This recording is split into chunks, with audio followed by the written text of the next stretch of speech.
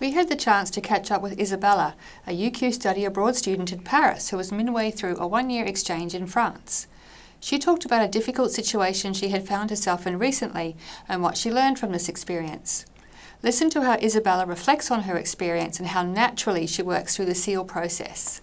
The biggest challenges I faced since I've been here was when I was on a beach in the south of Portugal, enjoying my time on the beach, fell asleep, and someone has come by and taken my phone, wallet, basically everything as a supportive means for me to travel around.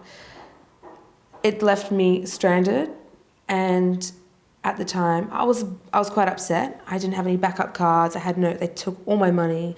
I had no phone to get me around, to call anyone, and I was very upset. But then I just thought, whoa, stop, chill out. I need to work out what I've lost, what I need, and how I'm going to deal with the situation. So straight away, I was in freak out mode, but I just snapped out of it, and I thought, right, let's deal with this. I had to forget about what happened. I couldn't control the situation. It had already happened. Got to the hostel, woke up my friend, said, okay, I've lost everything. I need a phone. And she said, oh, the hostel, you can use their phone. So I've gone upstairs. I had to cancel. I had organised all the travel cards. So I had about 10 different travel cards, which I'd lost them all. How convenient. I had to call 3 different banks to cancel my cards. I had to call France and Australia. I wasn't able to pay my rent, so I had to get onto my real estate to get my rent paid because everything's done through the internet and phones these days through applications. So I had to get that sorted. I had to book tickets from place to place to get me home. And basically I just had to use my skills of problem solving, and I had to be very resilient, and in the end it worked out for me. And at the end of the day, it wasn't the worst thing that could have happened.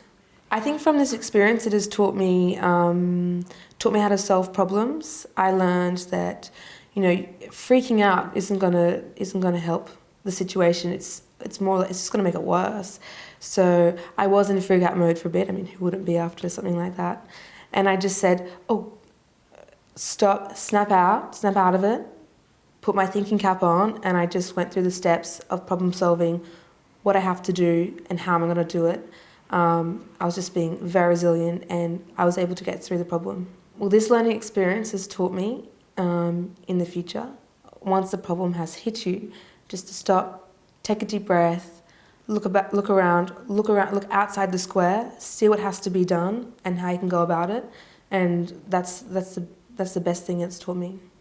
You can see that Isabella talks about the situation, being on the beach in Portugal and having her belongings stolen, and the effect it had on her, that she was extremely upset and had no backup credit card or bank cards.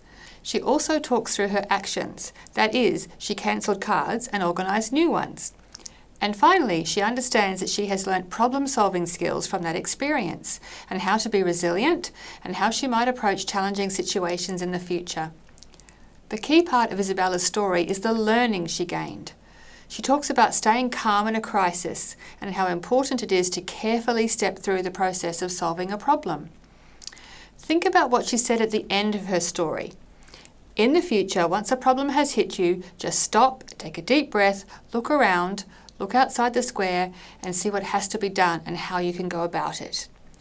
This is the key learning that Isabella can take forward into the rest of her university experience and into her professional life.